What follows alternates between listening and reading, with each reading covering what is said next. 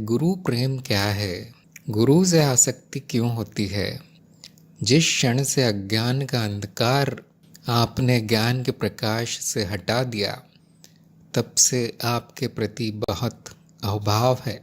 आपके प्रति प्रेम ही प्रेम निकलता रहता है। वो भाव विभोर हो जाती हूँ, बहुत रोना आता है। गुरु बंधन बहुत अच्छा लगता है। गुरु बंधन से मुक्त होना नहीं चाहती, इस बंधन में सदा रहने की इच्छा है। ये कैसा भाव है? मेरे विचार में तो ये बहुत प्राकृतिक है।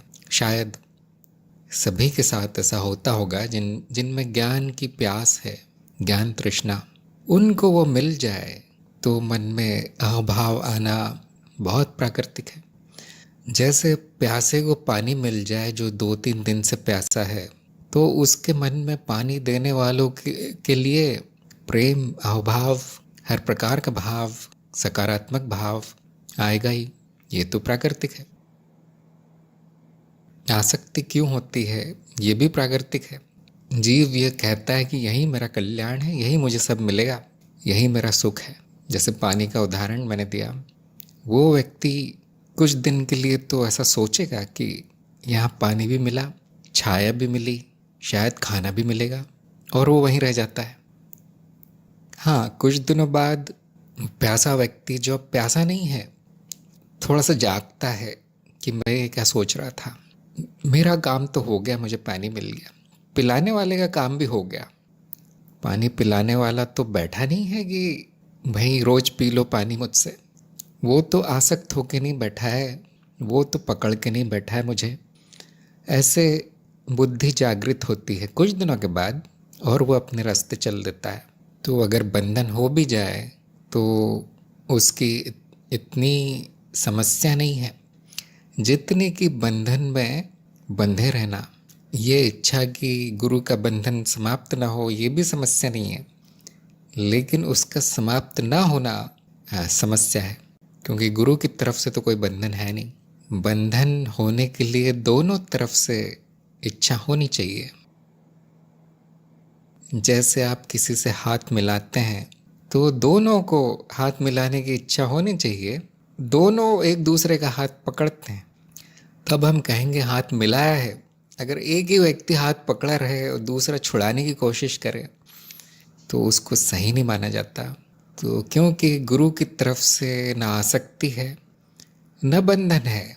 गुरु के मन में ऐसा कुछ भी नहीं है, केवल करुणा है, दया है कि इसकी प्रगति हो जाए, जो भी आया मेरे पास। तो हाथ मिलता नहीं है। गुरु को पकड़ के रखना संभव नहीं होता, वो चला जाता है। वो जिसको पानी की ज़रूरत है उसको पानी पिलाया जाता है, जिसकी ज्ञान की प्यास बुझ गई वो आगे बढ़ जाता है। गुरु उसको विदा कर देता है, जाओ अपने मार्ग पर आगे बढ़ो। तो कुछ दिन का खेल है। गुरु ये जानता है कुछ दिन ही चलेगा। जैसे आसक्ति शुरू हुई है वैसे वो समाप्त होती है, क्योंकि सब कुछ अनित्य है, मिथ्या है। प्रेम एक हो जाना है जो आप पहले से हैं।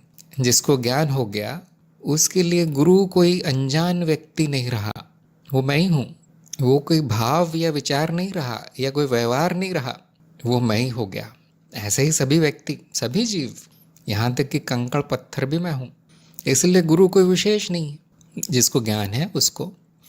अज्ञानी हाँ गुरु को दूसरे मनुष्य के रूप में देखता रहेगा और उसमें गुण दोष उसको दिखते रहेंगे, प्रेम नफरत उसमें होती रहेगी अज्ञानी में। जिसको ज्ञान हुआ है उसको गुरु ब्रह्म दिखेगा, क्योंकि मैं भी ब्रह्म हूँ तो गुरु भी ब्रह्म है, सब बराबर है। ये सच्चा प्रेम है, ये सत्य से निकला हुआ प्रेम है, ना कि मिथ्या से। इसलिए ये बना रहेगा।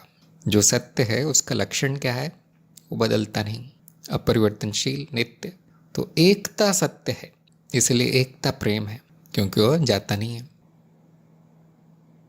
गुरु का तत्व शिष्य का तत्व अलग नहीं हो सकता, वो एक ही है। एक का अर्थ एक समान नहीं, एक ही है, इसलिए वो मिथ्या नहीं है। इससे ऊंचे किस्म का प्रेम नहीं हो सकता। ये सबसे बड़ा प्रेम है, और इससे केवल गुरु शिष्य में नहीं, सभी जीवों में हो जाता है, सभी जीवों के प्रति हो जाता है। नहीं हुआ तो घबराने की बात नहीं, केवल एक के प्रति हो रहा है, बाकियों को का कोई महत्व तो नहीं दिख रहा, डरने की बात नहीं। ये भी मनुष्य का स्वभाव है।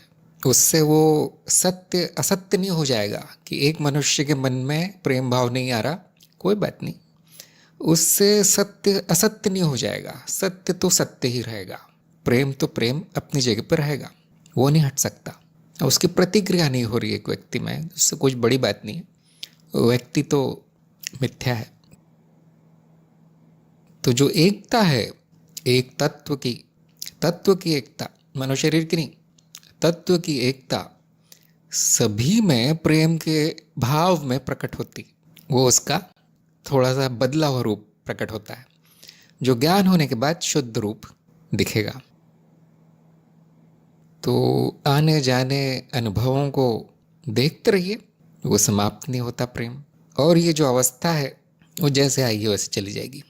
जैसे आपने कहा है कि मैं तो चाहती नहीं चली जाए, तो उसमें भी कोई बुरी बात नहीं है, वो खेल मान के खेल लीजिए उसको। अगर आपने सत्य मान लिया तो फिर वो बंधन दुख देता है, क्योंकि गुरु तो आगे बढ़ जाएगा, किसी और शिष्य के बंधन में पड़ जाएगा, क्योंकि हजारों शिष्य होंगे गुरु के, एक आप ही तो नहीं हो। गुरु के लिए सब बराबर है, सब समान है, तो गुरु किसी और से हाथ मिला लेगा, आपका हाथ छोड़ देगा। तो तब अगर इस बंधन को सत्य मान लिया है तो वो दुखदायी होगा।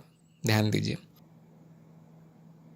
जो असत्य को सत्य मानता है, जो मिथ्या के फेर में होता है, अंत में दुख ही भोगता है। ये बड़ा प्राकृतिक है। जो खेल मानता है इसे, उसके लिए वो खेल है, उसको कभी दुख नहीं होगा, क्योंकि आप जानते होंगे गुरु शिष्य खेल है, अस्तित्व का खेल। सच में ना कोई गुरु है, सच में ना कोई शिष्य है।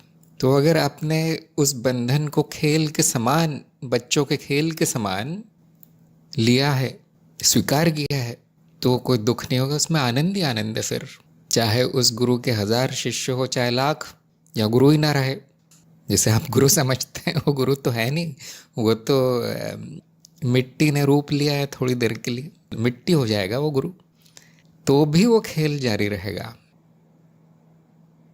हाँ, इतनी बात तय है कि जिसे गुरु से प्रेम हो गया उसे ज्ञान से प्रेम होगा, क्योंकि अंत में ज्ञान के लिए तो आया गुरु के पास, तो उसकी प्रगति बहुत तेज होगी।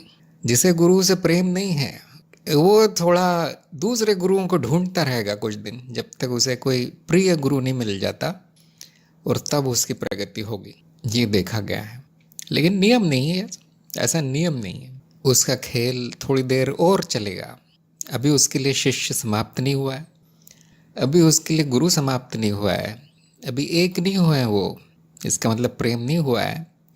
तो खेल थोड़ी देर और चलेगा।